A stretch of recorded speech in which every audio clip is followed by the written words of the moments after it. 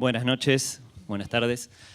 Bueno, Irvine, empezamos un poco a partir del título disparador de esta conversación, que es la redención del infierno, un poco ambiciosamente quizás. Me preguntaba si en tu literatura, si tus personajes creen normalmente en la redención, o si la buscan o no. I don't know, really. First I'd like to say, what an incredibly good-looking audience. This is just an audience full of supermodels here. I don't know. I mean, I think that, when you kind of write characters, you don't really, I mean, I'm the kind of writer, this is very unhelpful actually, but I'm the kind of writer who lets the subconscious do the heavy lifting. So I let the kind of themes emerge. So you don't really think about this is a book about kind of redemption, or the characters are necessarily seeking redemption. I think everybody's in some ways kind of, I think we're all sort of looking for some kind of, we're all masters of self-justification in our own lives. We're all looking for something that kind of validates our existence, whether it's kind of sort of love or art or money or whatever. We're looking for some kind of measurement of, some kind of evidence that we've kind of done something or we've achieved something. So I think that, in some ways, everybody is kind of, while people are content to live their lives, I think that we're also kind of striving to make things better for ourselves in some way. Yendo a tus comienzos en la escritura, ya por los 90, al menos públicamente, ¿cuál era tu búsqueda en ese momento? Basically to avoid work at all costs. I was, because I just hated work. I hated doing kind of, I hated physical work first. I used to do kind of physical work. I worked on building sites and on roads, and I really hated that. It was just horrible. Having to get up and do that day after day was awful. And I hated kind of office work as well. I hated going to an office 9 to 5 and all that. So I thought the best thing I can do is to become a manager, because you don't actually have to do any work if you're a manager. You just bullshit basically, and you go to meetings and you talk on the phone and you pretend that you're kind of doing work and you watch other people doing work. So this is great, I can do that, basically. But I kind of got bored by that after a few years as well. And I tried to be a musician kind of earlier in my life. I'd been in bands and messed around. I wasn't very good. I remember that I was in this band with these friends down in London, and I was playing bass in this band, and I went to this record store in Camden, in Inverness Street in Camden in London. And when you browse through the record stores, and they have all these little signs in the windows, like kind of drummer wanted, guitarist wanted, all this kind of stuff, for band. And I had one that, I saw one that said bassist wanted. And I kind of looked at it, and I recognized the phone number. And I realized it was my friend in the band, the guitarist, kind of, had put this in, So I went round the corner to the phone box, and I phoned them up, and I put on a London accent. All right, mate, as you're looking for a bassist there, what's the wet about then? And he goes, yeah, me mate, he's playing bass like he's fucking rubbish. And I goes, you fucking cunt, fucking hell, man. And he goes, sorry, mate, sorry, I was going to tell you and all that, but we had a little band meeting without you, and we decided that you've got to go, you can't keep time with the drums. So I think, fuck. So, I realized this is going to be the pattern of my musical life, And it's funny because now, the great thing about, I'm really into electronic dance music, and I've kind of just finished an album. The great thing about the technology now is that you can actually make music without being a musician. You don't have to have any musicianship skills. You don't have to have a voice, or you don't have to have dexterous fingers that you can work away around a fretboard or a keyboard. So it's great. So technology kind of technology has enabled me to get into music at the level that I want to now. But back in the day, it also helped me get into writing. I mean, if I'd been longhand writing by pen and paper, I could never have done that. You know, I would have been bored shitless. You know, I could never have redrafted it. But the word processing, basically, again, it's technology that allowed me to become a writer. Sin embargo, pintabas también vos, ¿no? En ese momento.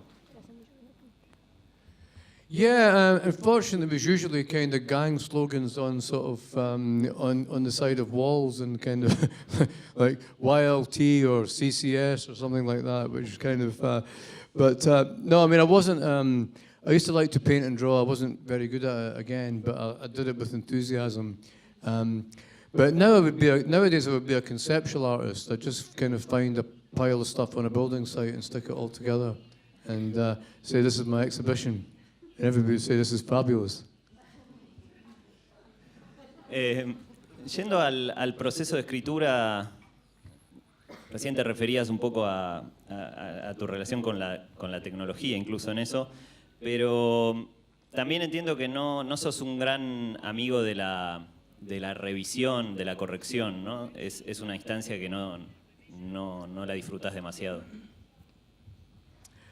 Well, yeah, I mean, it's not the most fun part. The most fun part is when you're doing the first draft and you're kind of zoning out and you are letting the subconscious do the heavy lifting and you're not really thinking about anything. That's fun because you don't really have to work.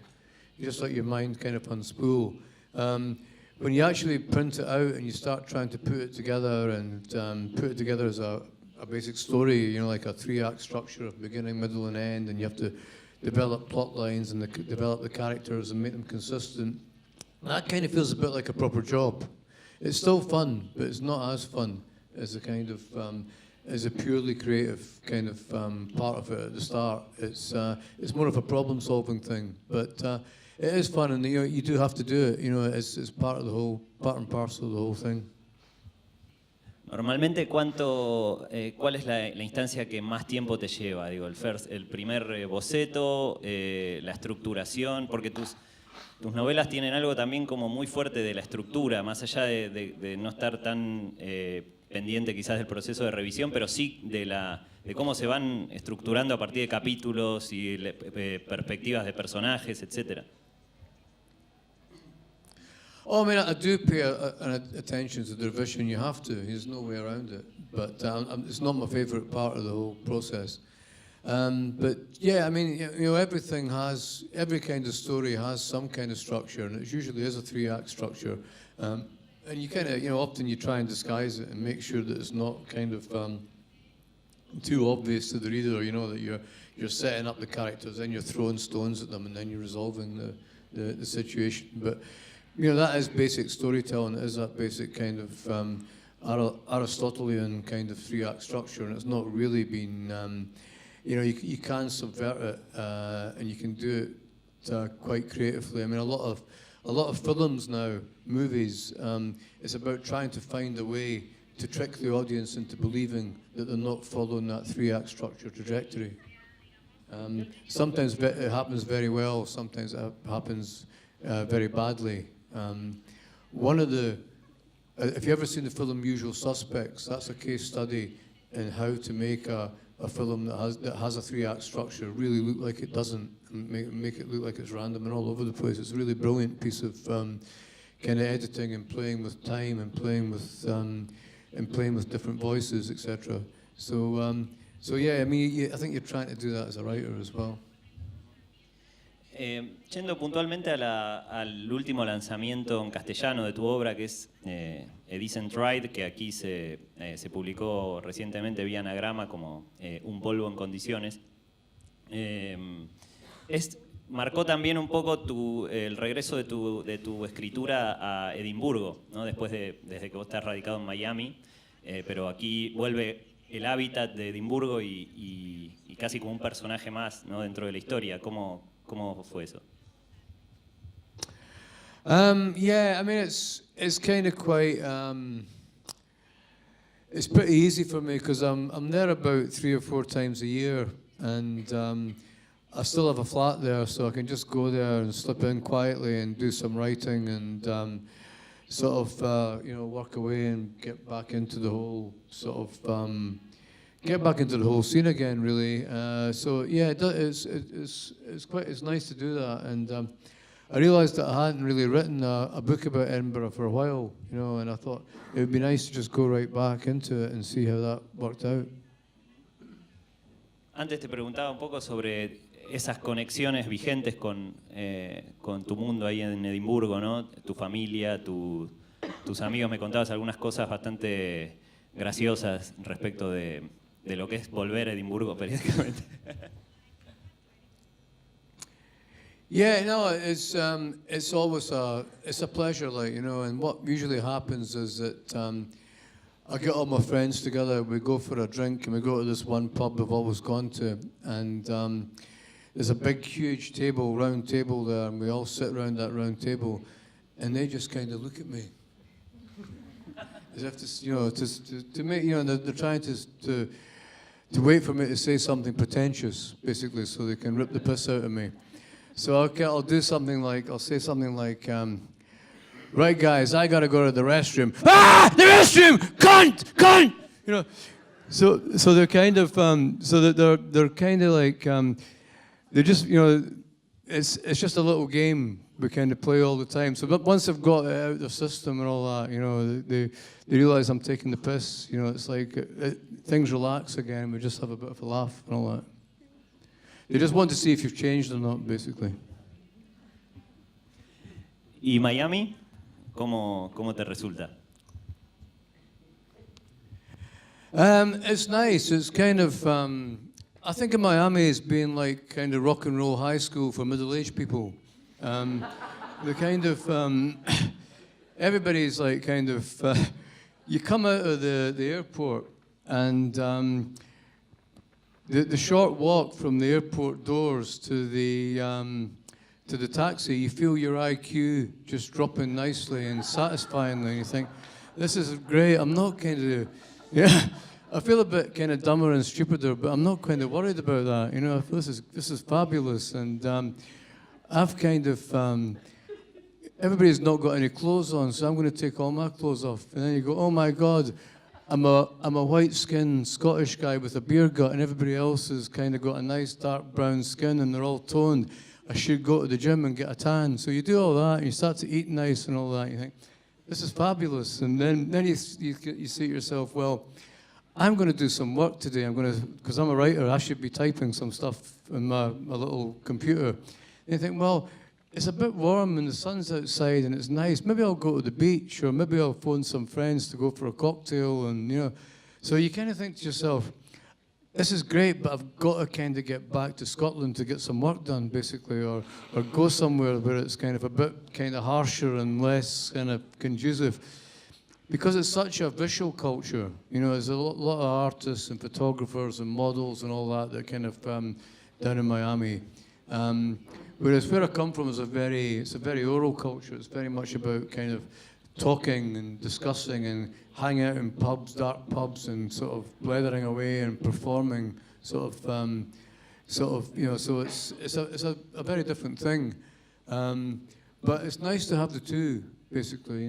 So I do like it. I like it very much, and I kind of it's probably the reason I'm still alive now. Is because we've got a place in Miami, because you can go there and you can just you eat nice food, and I do Pilates in Miami now. I go to my Pilates class with the Real Housewives of Miami Beach, basically, and then I've got my boxing club that I go to there, and so I get much fitter than I am when I'm back in Scotland. I try to do these things in Scotland, but as soon as somebody sees you, one of your mates that's a taxi driver sees you walking out of a Pilates studio in Edinburgh, it's like kind of, the whole thing just goes right around the grapevine and you're completely fucked, basically. Hablemos un poquito de Trainspotting, o de sus personajes sobre todo, Tu último libro que estás presentando ahora en otras partes del mundo es Dead Man's Trousers, que es el regreso de la banda de Trainspotting, ¿no? De los personajes. ¿Cómo fue volver y qué nos puedes contar un poco de ese libro que todavía no está publicado en castellano?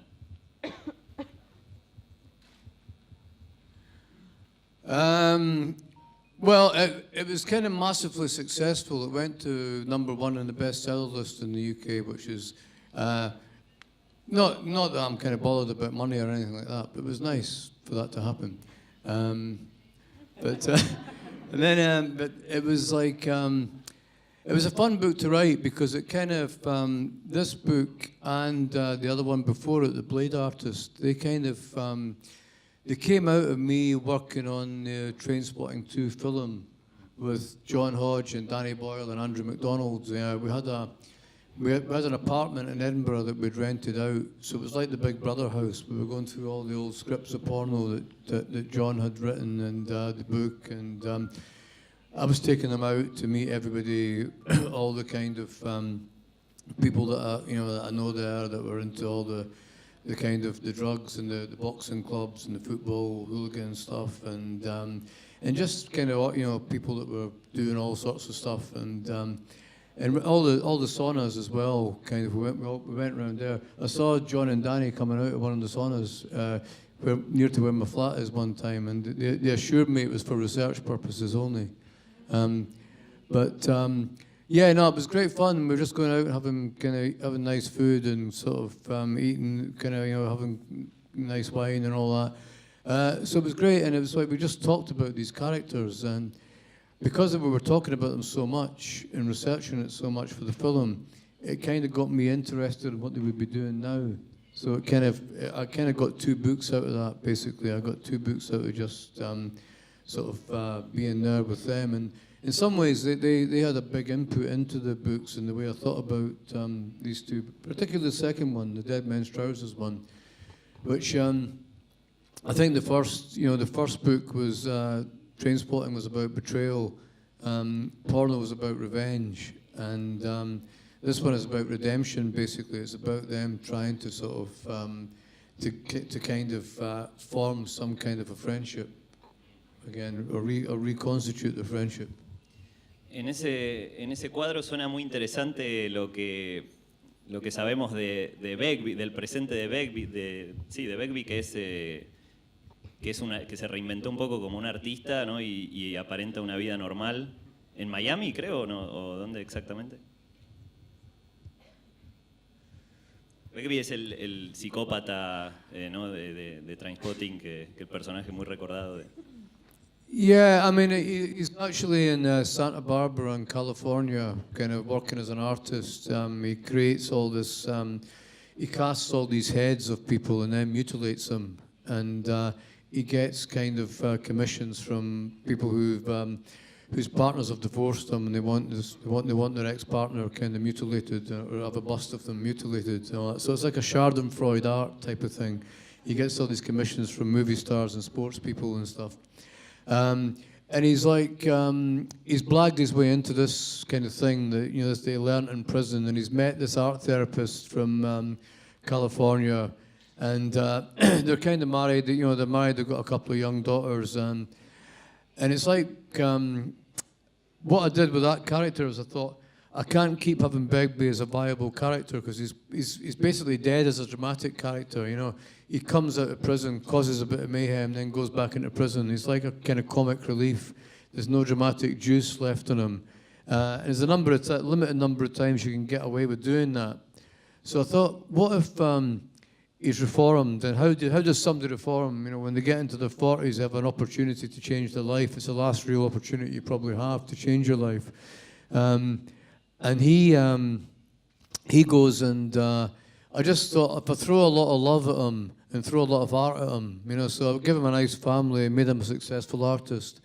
And then I thought, well, so what? He's kind of boring. Wouldn't it be nice if he was still a psychopath, but a kind of cold-blooded one, and he was using the family and the art career as a smokescreen, and he was still inflicting violence on people who still needed to get his fix of violence.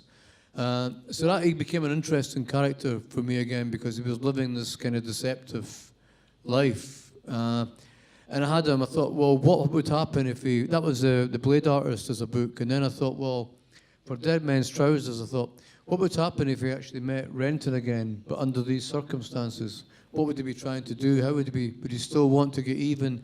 How would he do it? Would he do it through violence? Would he try and scam him out of money? Would he just forget all about it? Would he want to be his friend? Would he just ignore him? So I was kind of exploring that kind of question in the newest book. Sí, me vino también una frase que alguna vez dijiste, que cuando ves Trainspotting, el libro, en alguna librería, te parece que es una novela que escribió otro, ¿no? Como, Yeah, I mean, I feel like that about all my books. I mean, you don't really, unless you're doing a prequel or you're adapting it for stage or screen, you don't really engage with them again. I mean, they're done, and you don't want to see them again, you know.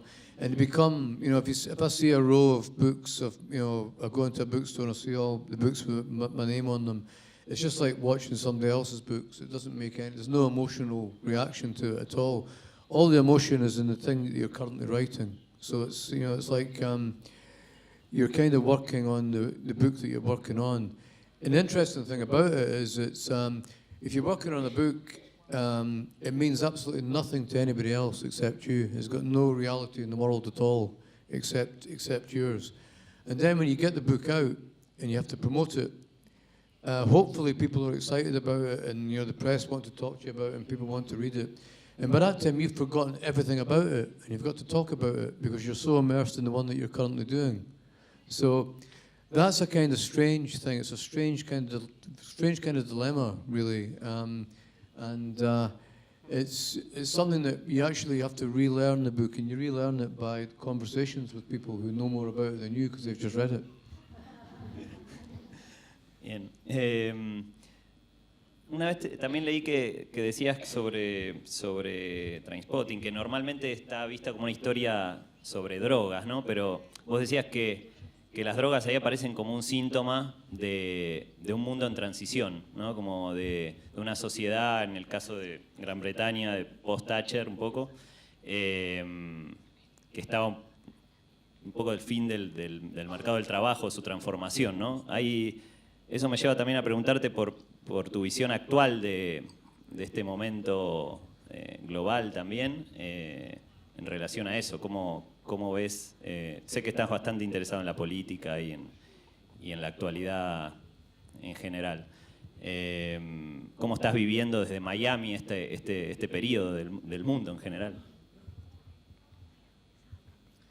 I'm living pretty well, to be honest. Like, you know, so and that's quite nice because you can look at the sort of all the turmoil in the world with, you know, from quite a nice position. It is because it's like most people are like kind of they know that the place is going to shit basically, but they think, well, I've got to get on with work. You know, I've got to go on and make a living and all that. And I've not got time to kind of really worry about it or engage with it. I've just got to kind of get on with what I'm doing. And I've got the luxury of kind of you know, or the relative luxury of sitting back and kind of looking at it and thinking about it. So it's a very privileged position to be in a way. And I know it's not most people's lives, so I'm kind of conscious of that, you know, and I'm conscious that all my pontifications are kind of a bit kind of elitist in some ways because I've got this, you know, I'm in this position whereby I can kind of sort of wax on about things, but I think, going back to like the reason that I think Trainspotting has been so successful over a number of years, over a number of decades now, is because it is a novel about transition. It is a novel about people coping with the transition, with the technological change that is transitioning us into a society without paid work, and that's where we're all headed. And it was the industrial working classes really that were the forefront of that, and they had to ask all these big existential questions about redundancy from work, but also spiritual redundancy. About what are we doing now? How do we fill in this time? And I think that this now affects middle class occupations. I mean, it's like, you know, you're going to have within the next 10 years a lot of transport jobs, a lot of law jobs are going to, paralegals and all that are going to be replaced by Kiva robots who can process data so much quicker. Even judges are going to be replaced by kind of, robots that can make qualitative decisions based on data of past cases. Doctors, there's a Kiva robot now that can take tumors, remove tumors with about kind of 50% more efficiency than a surgeon, basically. So all this is happening now, all this this kind of mass redundancy is happening, and it kind of begs the question, what kind of a world are we going to live in? So we've got to, and it upsets everybody, it upsets elites, because systemically it's not a kind of technology that supports elites. It doesn't support elitism. It doesn't support imperialism. Doesn't support the patriarchy. So all these things are breaking down, and as they break down, people who have that entrenched power are trying to hold on to it more and more, and kind of more and more nakedly and more aggressively. So it's like it's a very interesting time, and it's a very interesting time to be a writer. Maybe quite a scary time to be a citizen, but quite an exhilarating time to be a writer. También te referiste más de una vez a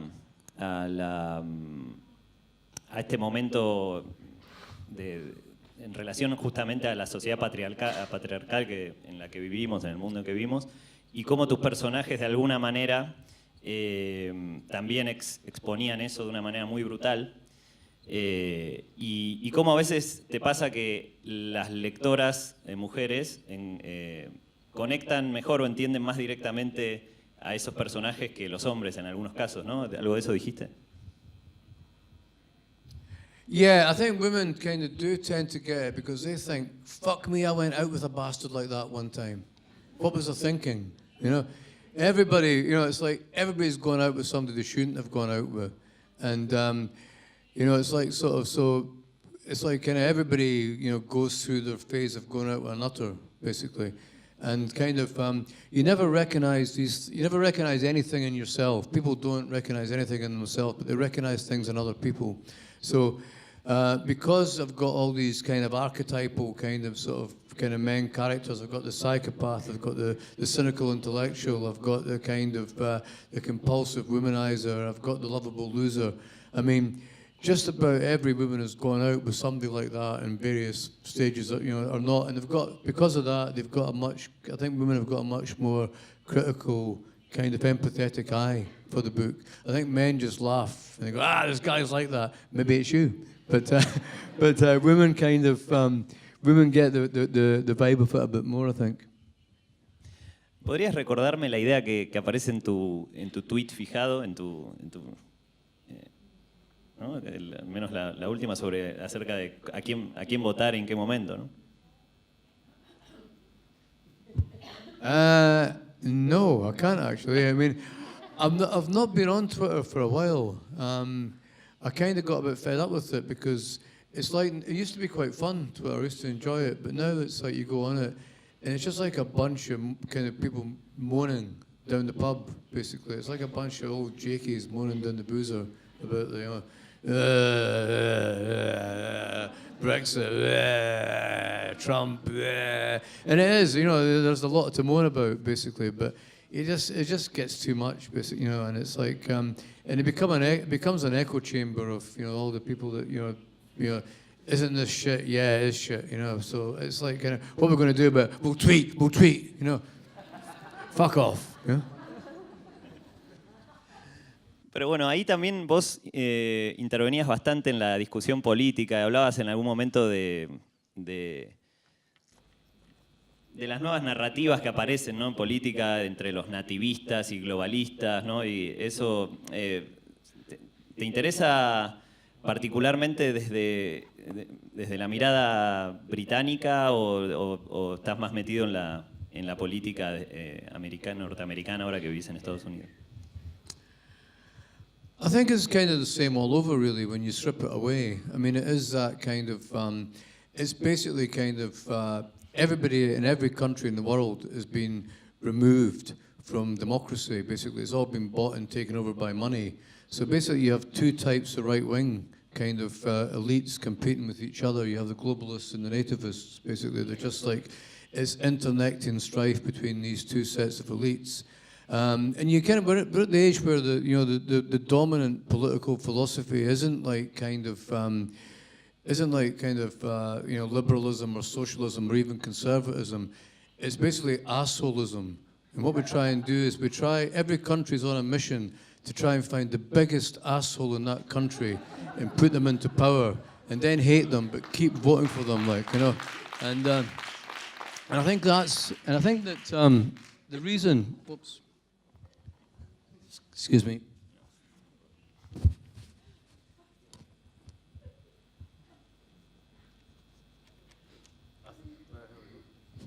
Hello? Yeah.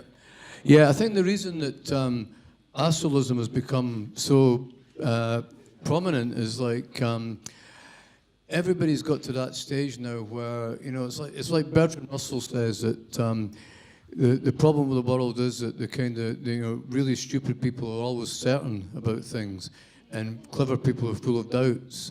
And we're in an incredibly complex situation where we have all this kind of with the financial system's fucked. It's teetering on the brink of collapse globally with the massive debt problem. We have kind of species-threatening climate change going on. We have species-threatening population explosion. We've got massive elderly population explosion. We have the kind of the financialization of the economy, the massive inequities. And what do? We think some fucking dumb asshole's going to sort this out, basically, like, you know. And that's we're in this, you know, and because of that, rather than face up to it, we tend to kind of get into a different version of nostalgia politics. You know, whether it's like Victorian neoliberalism, 1930s fascism, the phase we seem to be going through now. We're looking to the past for some answers. We're looking to the past to be made comfortable, to make us feel comfortable. And we like to kind of, we like to hear things that are going to make us believe, particularly the older we get, because we want to feel young and vital again, at least in our heads. And psychologically, the kind of asshole candidates make us believe that we can do this, that we can turn the clock back, and they can kind of find some enemy, kind of either external or internal, to sort of, you know, that they can make us feel threatened by this kind of external enemy, when it's actually them that are kind of doing the real threatening. So we're in that age, really, where we're embracing this. But I also think that behind the fear of, you know, that people embrace this kind of thing, there's also a phantom anarchy as well. I think a lot of people are thinking, at least subliminally and subconsciously, let's just keep these assholes in. It's their system, because they'll fuck things up quicker, and then we can move on to the next phase of human development, basically. So I think there's kind of, there's maybe a kind of redeeming side of assholism. Genial. Esta semana leí algo que decía Noel Gallagher, que de Oasis, que de alguna manera también representa un poco alguien que emerge en los 90, en la misma época que apareció tu primer libro, y que era también un referente de la clase trabajadora británica, y que un poco encarnaba también una adhesión laborista que se daba en la época de Tony Blair y demás, pero fue muy duro con Corbyn, con Jeremy Corbyn. ¿Cuál es ¿tenés alguna opinión formada sobre Corbyn?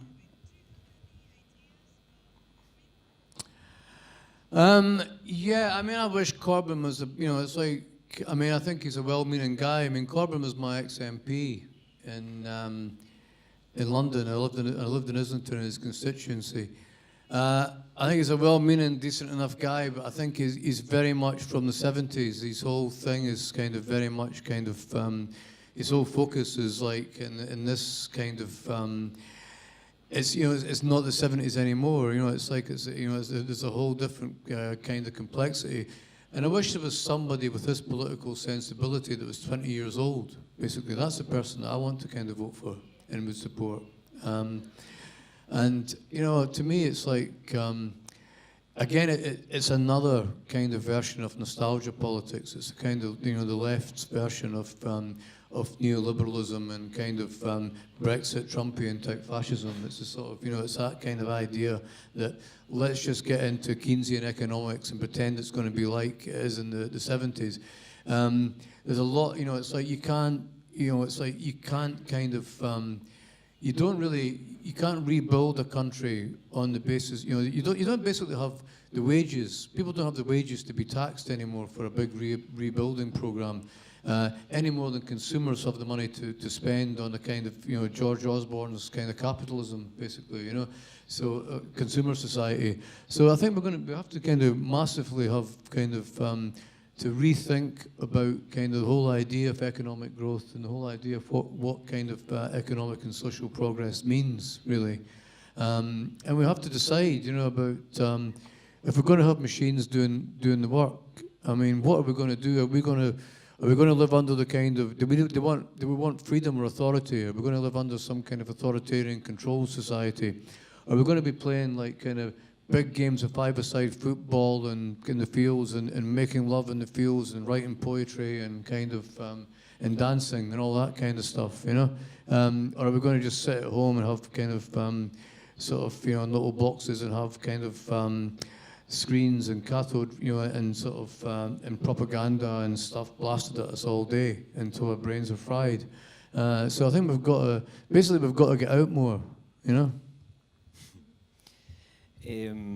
Hablando de esa nostalgia a que a veces decís que recurre la política para captar voluntades también, me vino también a la cabeza una cosa que sí es muy fuerte, quizás para un escritor, que es cómo lo definen sus años formativos, ¿no? Cómo lo definen sus años de infancia, adolescencia. En tu caso, ahí está un poco la fuente de todo, de tus historias. Yeah, I mean, I think everything you do in life, in some ways, if you do anything creative, I think it's defined by your youth, your childhood, your youth, and your early adulthood. That's kind of where you've basically grown up. So yeah, basically, I mean, my experiences are all Edinburgh and London as a sort of as a kid and a young man, and so I'm kind of I'm formed by these experiences then, and anything I write, even if I set it in a different place. It's very much still kind of informed by those experiences. I think as a writer and as a person, you're formed in very much the same way. ¿Cómo manejas en ese sentido la evolución del lenguaje callejero al que vos apelás tanto, el cockney? ¿Lo has ido actualizando en tu literatura o se mantiene digamos, en la generación a la que vos pertenecés?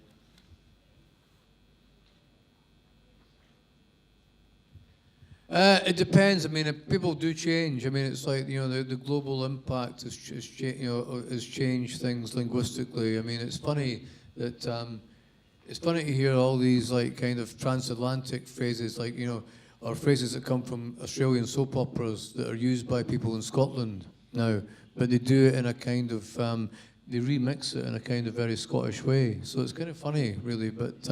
I think it's, language is always changing. It's always kind of sort of evolving. But I think that, I think the way that mass communications are now with the internet, I think everything is becoming more and more standardized. And I think it's, I think that's a shame because we're losing out a lot on the kind of richness and diversity of culture if we just have a very kind of monolithic approach to globalization.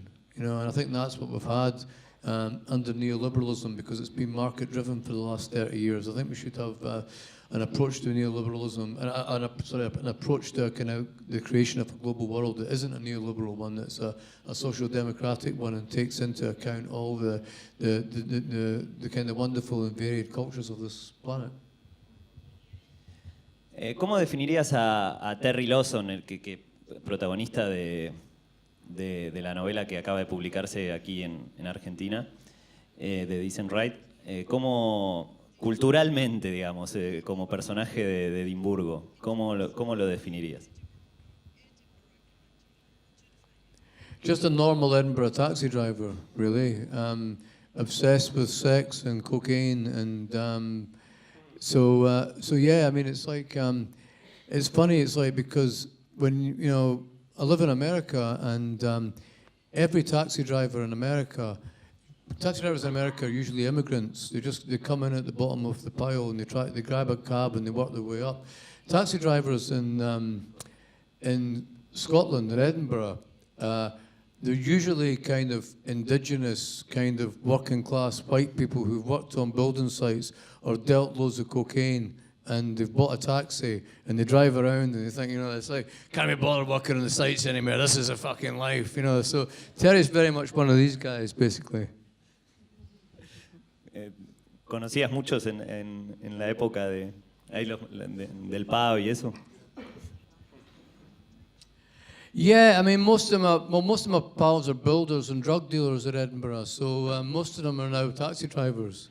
You know, it's just an age process thing. They're practically all taxi drivers. In fact, like, you know, it's kind of it's interesting. As soon as I get off the plane at Edinburgh Airport, there's maybe about a 1 in 4 chance that it's one of my friends that's going to pick me up without even kind of, you know, in the black cab, without even sort of kind of knowing about it. But yeah, I mean, it's when we did the decent ride at Edinburgh, one of my mates, kind of Jimmy Anderson, who's got a taxi, we kind of went around on a tour of the bookstores to sign. And we went around in a taxi, and we had the kind of had a decent ride on the side of the taxi, and we had the T-shirts, and we had the Juice Terry wigs, and we were going around kind of in the taxi, going around the bookstores and signing them and giving out Juice Terry wigs and sort of T-shirts and all that stuff. So that was great fun, like, yeah. And it's the same when I was. I've got quite a few friends in London that drive taxis. So when we're down there, I was doing the same thing with them. ¿Cómo, ahora enseguida pasamos a algunas preguntas del público también, pero ¿cómo hiciste para convertir tu propia experiencia con la heroína en materia narrativa, digamos? ¿Fue un proceso que tuvo que pasar años para que fuera fácil escribir? ¿O? Yeah, I mean, I think that you need some distance from anything that's happened to you or anything you've been involved in.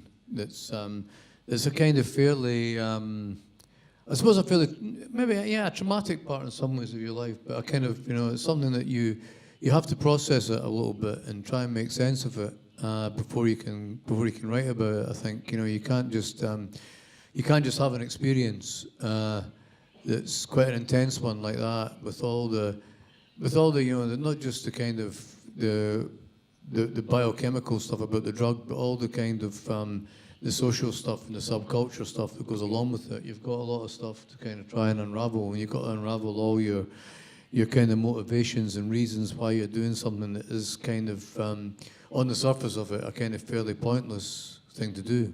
So I mean, I think you do need distance from it. ¿Cómo te definís como DJ ahora que hoy vas a hacer una actuación en la fiesta de Filba? Yeah, I mean, I just, you know, I don't really take it too seriously. It's a bit of fun. It's funny when I'm sitting in my house with my decks, and I get all intricate. I have all kind of a channel with just kind of sort of all these drum loops that I've found to beef up some of the old disco songs. And I've got all this a cappella stuff that I play and over things and all that. And I get all kind of incredibly kind of anal about it, and kind of, you know. But when I go and play live and there's a bunch of people there, I just think, fuck it, it's just party music. Just press the button, play, and just jump around, like, you know. So that's usually what I end up doing. I just try and play party music and have a good time and a laugh. ¿Tenemos tiempo para preguntas del público? ¿Hay alguien de la organización?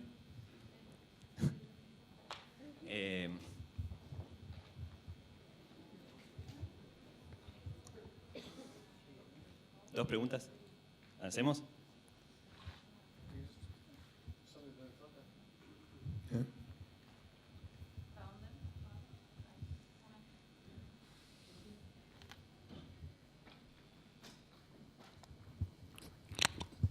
Hi, Irvine. Hiya. Yolanda. What advice would you give writers, aspiring writers, who are earning a living doing, hypothetically speaking, advertising to pay the bills? What advice would you give to either first approach a publisher to see whether there is a market for your voice or your type of writing, or just go for it and write your book and then try and find a publisher? I would kind of, I think, I mean, before, when I started out, I would have said just write the book and then find a publisher for the book. Now I would probably say write the book and try and find an agent that's going to do all the donkey work, because agents kind of rule everything now, unfortunately. I mean, I've never had one for writing because, I didn't need one then. For the first time ever, I've been thinking about getting one because the industry's changed so much. So I would say to people probably an agent first if you're trying to kind of break into getting published. And I think that it's funny. I've got a friend in Chicago, and she's just written this book, and she's like very much into art and visual art. And I said to her, like, you're kind of, because the writing's very beautiful and descriptive. But I said to her, like, you're trying to paint a picture with words when you should be trying to kind of write a story with words, and sort of concentrate more on character and plot lines and sort of, the three-act structure, the beginning, middle, and end. And I said to her something that somebody who's very literary and arty doesn't really want to hear. I said, just get a lot of genre fiction and read that, because one thing about genre, it's all about plot. So it does help you refocus that, And if you're all about plot and you think that the writing feels a bit scarce, read some of the old classic works of literature, and that'll kind of sort of beef it up. So you've got to kind of. So I think these are the two things that I would say to writers. But in terms of getting published, I mean, I was really spoiled because the first publisher I sent the first book to published it, and I've been with them ever since. Basically, I've had the same person. That doesn't happen a lot, but I was kind of in the right place at the right time because there was a big movement in Edinburgh, a big literary movement that everybody in London was getting excited about, that I was part of. But yeah, I mean, it's like I would go agent first nowadays, definitely.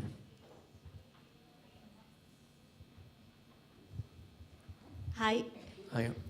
You're an inspiration to a lot of young writers, and I wanted to know which writers were your inspiration when you started. Oh, I mean, I think you get inspired by, it's funny about inspiration because I was trying to think about this, and the writers that really inspired me were when I saw a book that I didn't like and I thought wasn't very good, that was published and touted, that was inspirational to me, because I would go, yes, this is shite, I can do better. And that's what you want, you kind of, that's the thing that gave me confidence, like, everybody's making a fuss of this guy and he's fucking rubbish. Brilliant, I can do better than that. It's like when I read some great writers, I go, fuck, I'm never going to be as good as that. So I always get inspired. I get inspired more by people that have been touted as great writers. I can't really see it basically, or I feel that I can do better than somebody that's But there's certain things that you can take from every book, no matter how bad it seems. There's always good stuff in it. Basically, there's always something that somebody does well. There's a good description of a character. They might deal with time well. They might write a good sex scene. They might write a good violence scene. They might they might have a book that's well plotted, but the characters are terrible. They might have kind of terrible characters, but the thing races along at a kind of, So I think you have to kind of you have to look at everything that you're reading, and you have to see it in that very sort of quite a critical way. But you enjoy the book and then think, what did I actually enjoy about that book? What were the good things about it? What was the rubbish that I would never kind of think about again? But what were the really good things about it? And there's always something good to be inspired by in writing.